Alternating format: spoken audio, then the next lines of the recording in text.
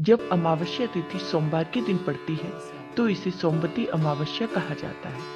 हिंदू धर्म शास्त्रों में सोमवती अमावस्या को बेहद महत्वपूर्ण माना गया है। सोमवती अमावस्या के दिन व्रत पूजन और गंगा स्नान का विशेष महत्व है। महिलाएं इस दिन पति की दीर्घ आयु के लिए व्रत रखती हैं।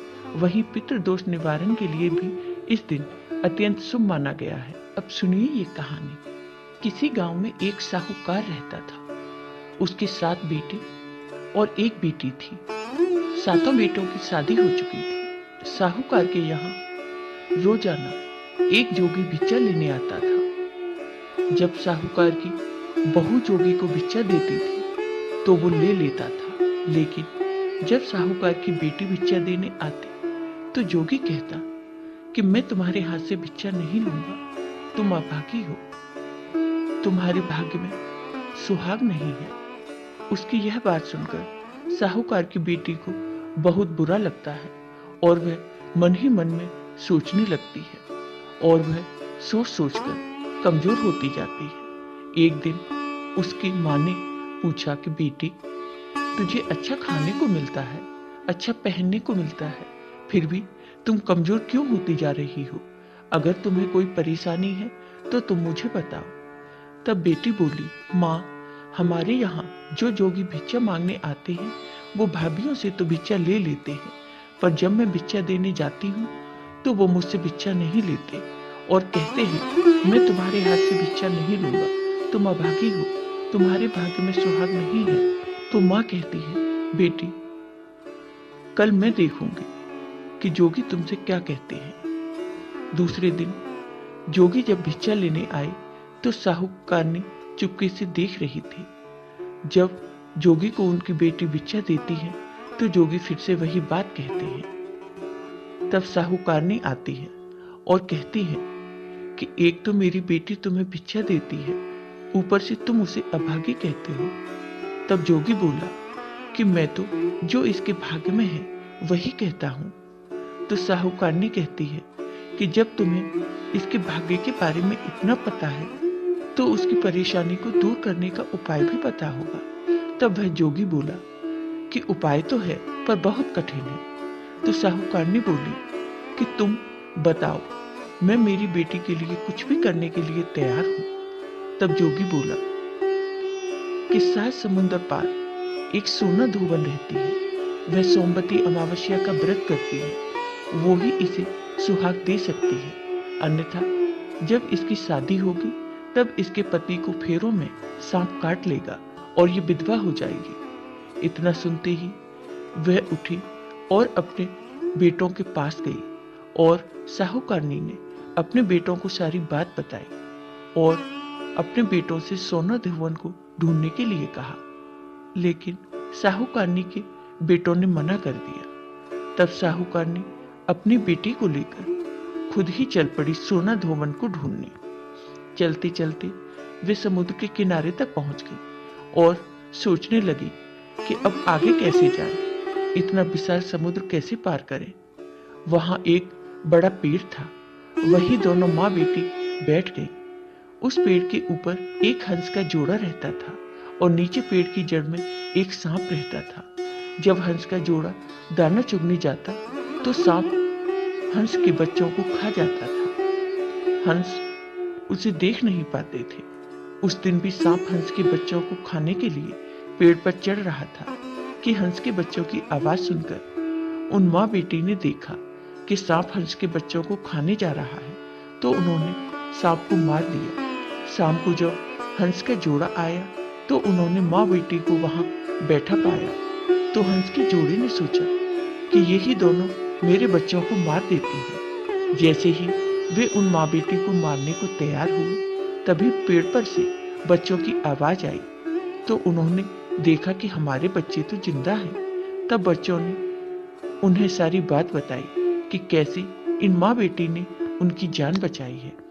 हंस के जोड़े ने उन्हें बहुत धन्यवाद दिया और उनका यहाँ आने का कारण पूछा। तब साहूकारनी ने सारी बात हंस के जोड़े को बता दी और बोली कि हम यहाँ तक तो आ गए, पर समझ में नहीं आ रहा कि हम आगे कैसे जाएं। तब हंस बोले कि आप हमारे ऊपर बैठ जाओ, हम आपको समुद्र पार पहुंचा देते हैं। इस तरह दोनों समुद्र पार पहुंच गए। उन्होंने सोना धोबन का घर ढूंढ लिया। अब वह सवेरे जल्दी उठकर सोना धोबन के घर का सारा काम करने लगी। खाना बनाना, झाड़ू पोंछा, पानी भरना, कपड़े धोना। सोना धोबन के बेटे बहू थे। उनकी बहुएं बहुत कामचोर थी। काम को लेकर वे आपस में बहुत झगड़ा करती थी। लेकिन इधर कुछ दिनों से सोना धोबन देख रही थी कि वे सब बिना झगड़ा किए सारा काम कर लेती हैं। तब एक दिन सोना धोबन ने अपनी बहुओं से कहा, क्या बात है, आजकल तुम सब मिलकर खुशी खुशी से सारा काम कर लेती हो और झगड़ा भी नहीं करती हो।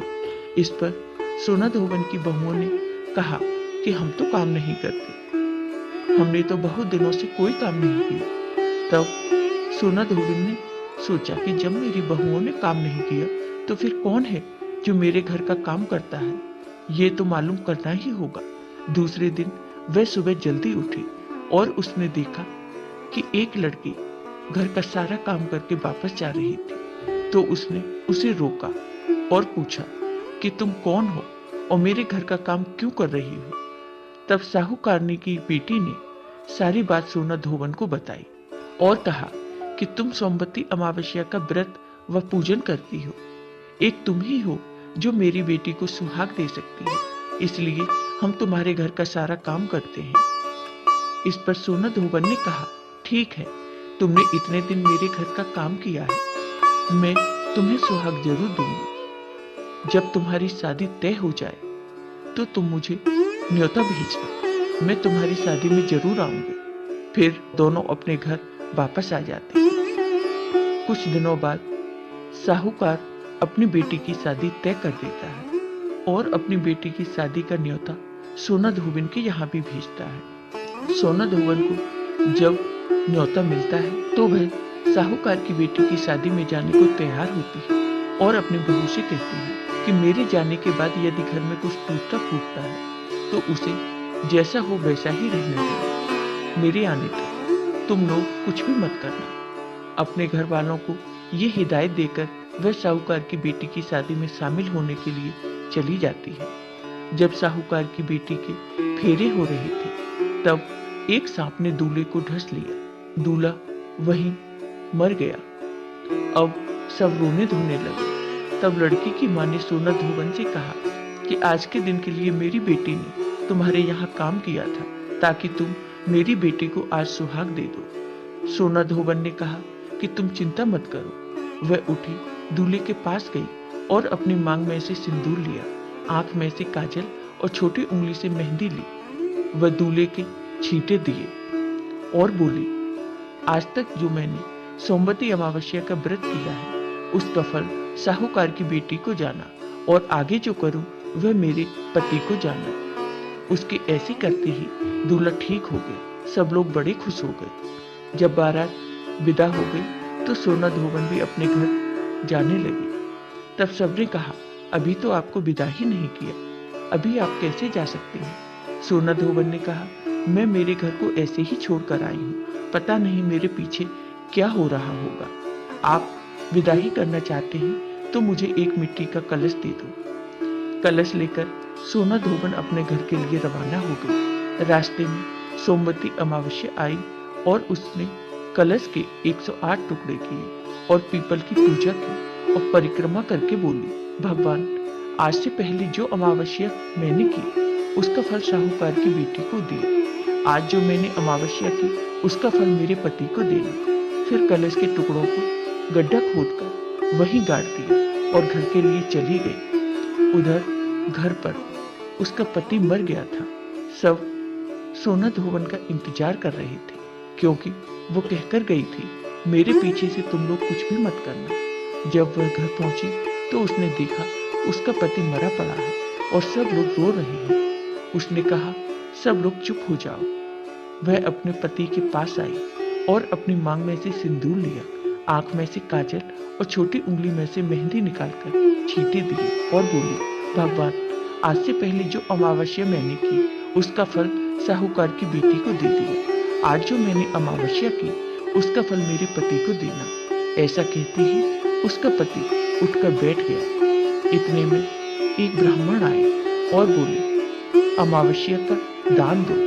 तब धोबन बोली, मैंने पीपल के पेड़ के पास गाड़ दिया है, वहां से निकाल लो।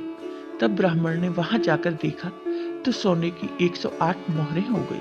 पूरे गांव में ढिंडोरा पिटवा दिया गया कि सोमवती अमावस्या का व्रत और पूजा सब करें और सब दान दें। तो हे सोमवती अमावस, जैसा साहूकार की बेटी को सुहाग दिया, वैसा सबको देना। सोमवती अमावस की कहानी कहने वालों को, सोमवती अमावस की कहानी सुनने वालों को और हुंकारा भरने वालों को अपने पूरे परिवार को देना। जय हो सोमवती अमावस।